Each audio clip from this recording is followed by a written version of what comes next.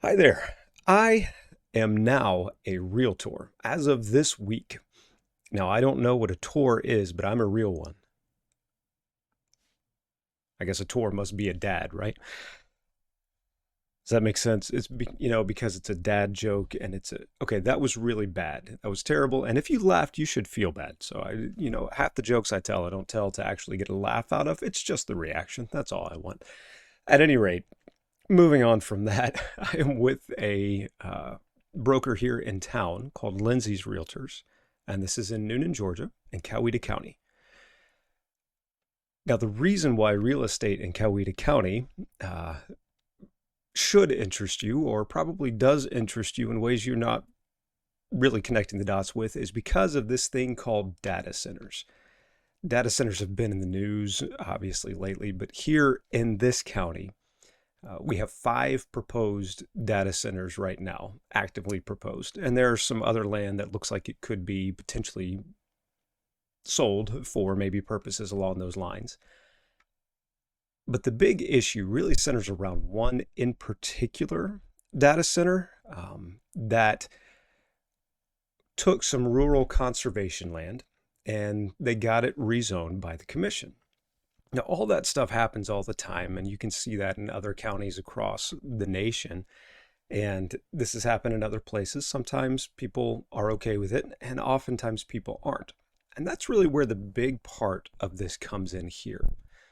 The Coweta County Commissioner race right now is heating up because people didn't want this land rezoned. They didn't want it rezoned as industrial. The people close to it absolutely didn't want it rezoned as industrial. But more than that, because that happens all the time, you're going to have people who will object to it. And sometimes commissioners need to make a decision despite a few people having objections. Okay, understood. We get that. However, in this case, the night of the vote, there's 5 commissioners, and the night of the vote, one of the commissioners was telling a bunch of constituents who were there protesting, he was telling them, look, it's not going to pass. It's not going to pass. It's not going to pass. I mean, he's giving them all these reassurances. Then he goes and votes for it and approves the rezoning, and it passes 3 votes to 2. And the people are up in arms because of it. Signing petitions, going to rallies, they're ready to kick the commissioners out, all these things because they felt like their voice was not heard. They had no representation. Their control was taken away from them, even though they feel like the commissioner should work for them and give them a voice on the panel. Now, the other thing that has come along with this, and I think this applies to all the data centers that are coming in, period, not just this one that was rezoned. Many of them are already in industrial areas, the ones that are being proposed. Some are having to rezone for that, though. The issue is utilities. And you've probably heard about utility company out in Lake Tahoe, a very prominent city, very prominent town. And they're being told their utilities, their power is being cut off. You got to find a different place to get power by 2027, and they have no recourse in that. They have no say. The control's been taken away from them, even though they have this land, and they own their property, but they can't really live on it if the power is being taken away from them. Not in the way that they're set up now, right? I mean, I guess you could homestead and live off the grid, but the way that you're set up, they can't do that. Well, here in the county, we actually kind of have, I guess you would say, the other end of the spectrum. And that is, in order to get the utilities to everywhere that they need to get, they're having to run new lines. And because of that, they're having to not just get easements on people's property to go through them, but they're taking people's property. So people who have lived in their houses for generations, raised children there, and plan to retire there, and that's the last place they go, they're taking that property through eminent domain, condemning the property. They're going to just bulldoze the house and go through. Now, the argument for that a lot of people make is, oh yeah, but you're getting fair market value for your house. I'd take fair market value for my house, and Well, then the question is, if you would take fair market value for your house, why isn't it for sale? Because you'll get fair market value for your house. It'll sell for whatever the market would take for it. You probably don't want to move. That's probably why you don't have it up for sale. And that's what these people are facing through the eminent domain. Now, I've got my own opinions on eminent domain. I've got my own opinions on data centers. But the fact remains, it's another situation where people feel like their control's been taken away from them on property that they thought they owned, but they don't have the control of it they thought they had, and their voice has been taken away from them. And they have no voice, they have no recourse in these situations. So you've got these things going on. And by the way, there are ways to make that work. It's interesting. I have a tax background, but I heard someone talk about how any money's above and beyond the fair market value that ends up getting taxed in a certain way. Potentially, if you're in an involuntary conversion type situation, you may be able to do what's called a 1033 exchange. Look into that. Ask a tax advisor for that. Don't try to go on own in all that situation. And personally, I think for eminent domain, they should take that all the way to the Supreme Court again. The Supreme Court ruled at one point that the economic interest of the government, local government, whatever it is, the economic interest is sufficient to condemn a property and take it by eminent domain. I don't believe that that should be there. I don't even know that that's constitutional, honestly. So I think that that should be taken back to the Supreme Court. I believe it was the Supreme Court that ruled that, but there is a ruling out there that said that government can do that. Now, I don't know if it would change anything in this particular case with the utility companies coming in and condemning. There's other ways that you can argue that that's happening, or other purposes, which I think was the intention of the argument. It wasn't for data centers or commercial purposes that they're expanding their utilities. However, now that's definitely who's going to use it. That's absolutely. But then it comes into this point as well. You have large corporations, organizations, utility companies, maybe even governments, but you have these large organizations coming in and kind of running roughshod over people. And it got me to thinking why we don't have a lot of patience, why we have a lot of distaste for corporations right now in America. It's pretty easy when you think about socialists not liking corporations. It seems like, okay, we can understand that because they see corporations as the ultimate end of what happens in capitalism. Like, this is the prime example of capitalism, is these corporate overlords and running roughshod over people. No one has a voice because shareholder value and maximize profits. There's something to that, probably. I can understand that. Now, maximizing profits isn't always the case. We can see that in the case of these AI companies who actually have these data centers, and big tech companies, because they are hemorrhaging money all over the place while their value continues to skyrocket. So shareholders, investors, and everyone, they're getting their value out of it. But I got to thinking, what about capitalists? Now, I hear a lot of capitalists defend corporations all the time, but it's almost in response to socialists talking bad about corporations. And it got me thinking, I don't think most capitalists like corporations either. I don't think they really do, but they don't feel like they can say it because this is supposed to be capitalism, and it's good, right? This is a good thing. This is what we want.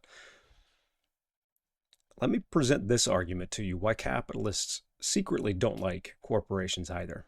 I think it's because a corporation is kind of like a little miniature socialist government. If you think about it, the assets, which is represented by the shares of the company, the assets are held by multitudes of people.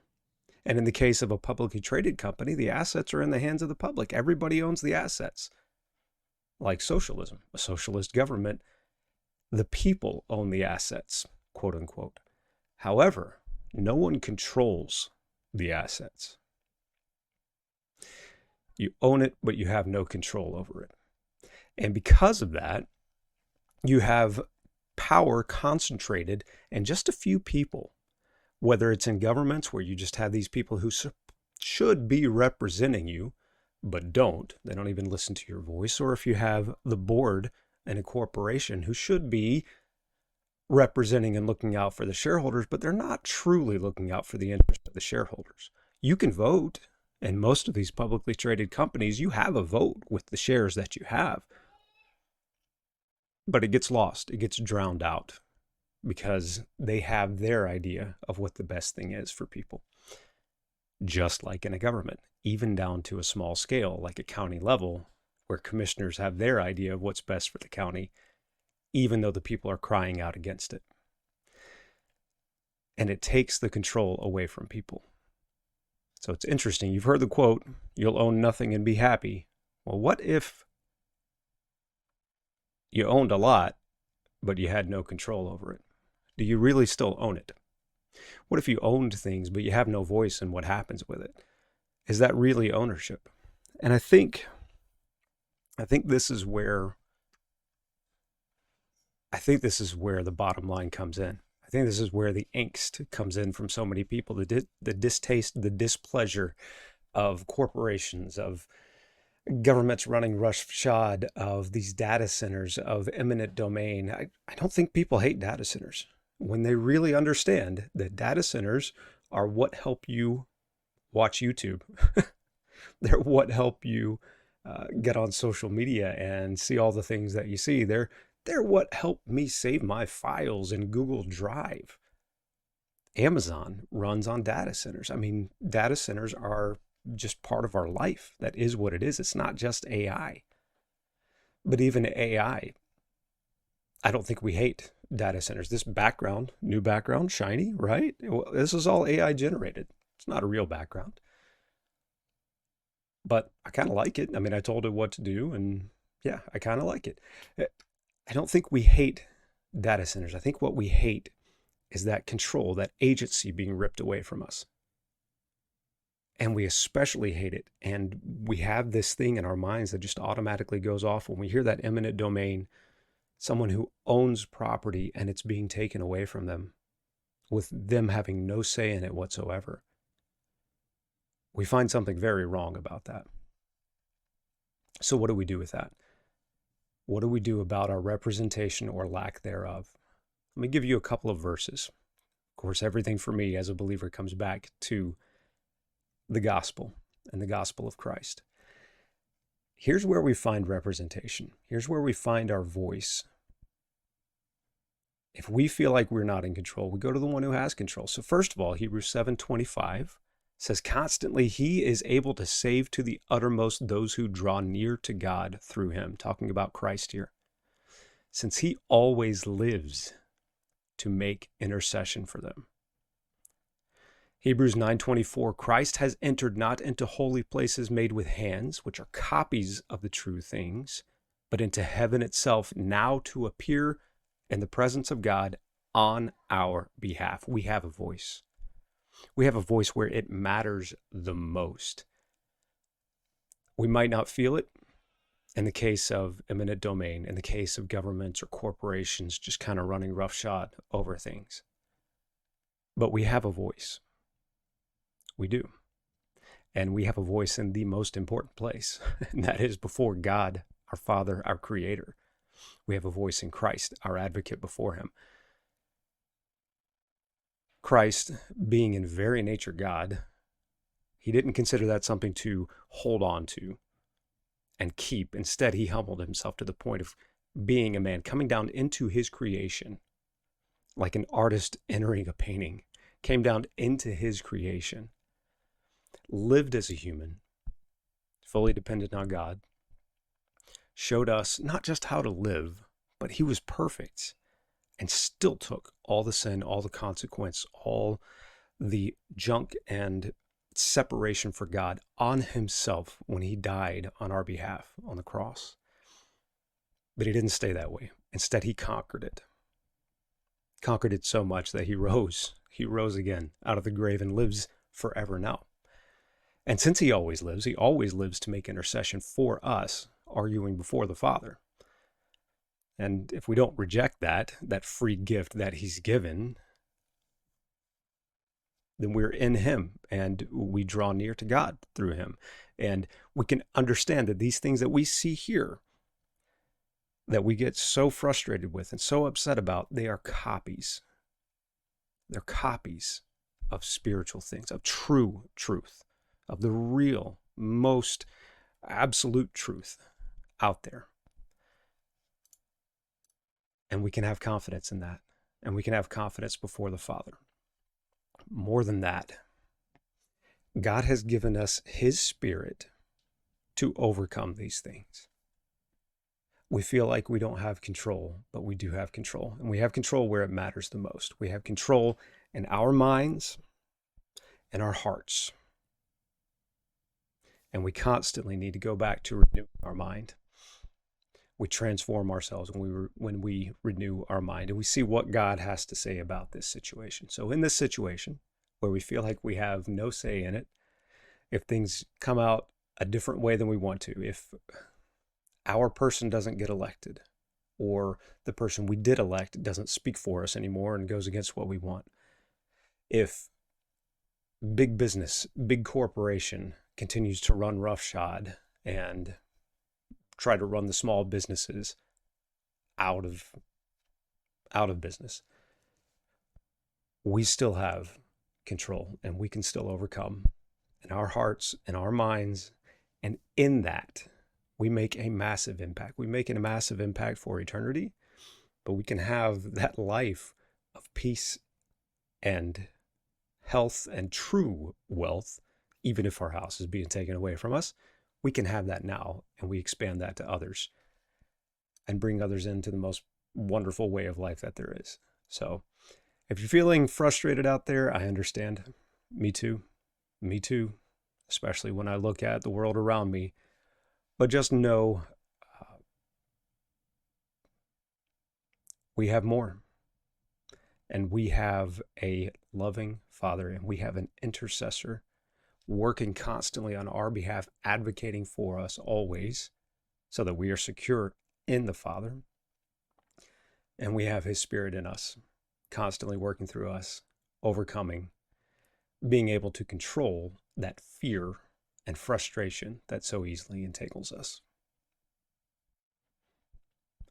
Go with God and enjoy life and have a good time. And call me if you're looking for any kind of house or land or investments or commercial or something like that. And I'd love to hear from you. Thanks. God bless.